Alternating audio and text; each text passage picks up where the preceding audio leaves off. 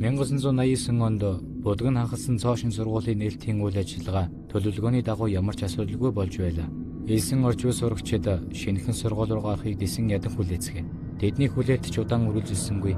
Сургуулийн нээлтийн үйл ажиллагаа дуусаж, анги удирдсан багш нар сурагчдаа дагуулan анги руугаа орцгоолоо. Сурагчид ангидаа орсны дараа хоорондоо танилццгааж инээд хөрөөр дүүрэн байлаа. Гинэт сургууль дотор нэгэн орилго чимээ сонсогдов. Сурагчид чичээв чимээгүй болцгоолоо. Багш нар юу болсныг мэдхээр ангиасаа гарахад коридорт юуж байгаагүй ба эргээд анги руугаа орох гэтэл нөгөө хашгирах чимээ дахин сонсогдов. Багш нар энэ чимээг хаанаас гараад байгааг мэдсэнгүй. Гэтэл зургийн ангиас цуснд бодогдсон нэгэн охин гарч ирээд унаад өгчээ. Багш нар тэр даруй цагдаа эмнэлгийнхнийг дуудаж сурагчдыг ангиас гаргасангүй. Сурагчид юу болсныг мэдээгүй учраас ангиагдаа чимээгүйхэн сууцгаав. Эмнэлгийнхэн чуудлахгүй ирж охиныг эмнэлэг рүү авч явлаа. Харин цагдаагийнхан багш нараас байцаалт авч зургийн анги руу орлоо. Зургийн ангид урд нь ямар ч хичээл орж байгаагүй учраас бүх юм нэмэх цэгцтэй. Харин зургийн ангийн голд нэгэн цаасан дээр цусаар хүний дүрсийг зурж үлдээсэн байжээ. Тэр зурган дээр хүний хоёр гар болон хоёр хөл нь биенээсээ тасарсан байдалтай байхыг харсан цагдаа нар моёр гэж үзээ зургийг цагдаагийн газар руу авч явахаар болжээ. Хэсэг хугацааны дараа багш нар гуралдан сурагчдыг эргэрлөө явуулахаар шийдээд эхний өдрийн хичээлийг оруулсангүй. Сурагчид зургийн ангид юу болсныг мэдээгүй учраас сургууль дотор нь цагдаа эмнэлгийнхэн байхыг хараад гайхан сургуулиасаа гарцгаалав. Сурагчдыг гараад удаагүй байтал эмнэлгээс залган охиныг нас барсныг мэдгэжээ.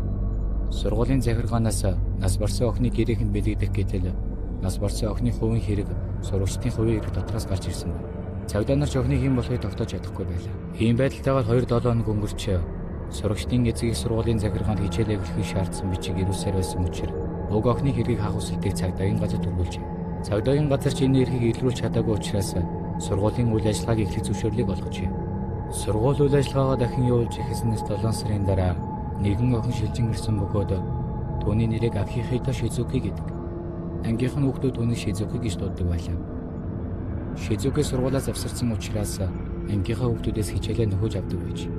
Шизукигийн гэр сургуультай нэлээд ойр бөгөөд доороо 3 дүүтэй учраас гэртээ хичээл хийн гэдэг хэцүүхэн ажил учраас анги дээрээ гэрийнхаа даалгаврыг хийчихэд гэртээ хайдаг байлаа. Нэгэн өдөр Шизуки хичээл тарсны дараа сургуулиасаа гарч яваад орхыг хоригсон зургийн ангийг олж харан энэ ангид яагаад хүүхдүүдийг оруулдаггүй юм бол гэж бодоод хаалгыг нь онголон гэрлийг асааж.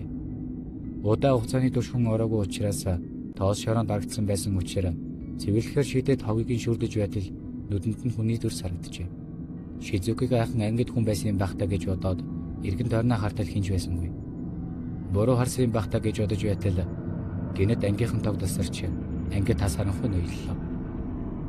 Харанхуйгаас хамгийн хайдаг Шизуки айсандаа хин гэрэл унтраачихва асаагач гэж хашгирч. Яг тэр үед ангийн болон гартаа ходог барьсан нэг юм ихтэй зогсож байхыг олж харав. Та хэн бэ? Манай ангид юу хийж байгаа юм бэ гэхэд юу ч дуурсангүй. Үснийхэн завсаар нүдэнд нь цус урсан байдалтай хоёр улаан нүдийг олж харсан Шизуки ангиас цухтан гат гэтэл ширээний хөл тавилан унжээ. Маргааш өглөө сургуулийн жижиг зургийн ангийн хаалга мөнхөө байхыг хартал Шизукигийн хоёр нүд нь нухагдсан байдалтай олджээ. Энэ хэргийн дараа тус сургуулийн уншлага зогсоон тус сургуулийн барилгыг бидрүүлсэн байна. Тухайн үед сургуульд юу болоод байсныг хэн ч мэдээгүй.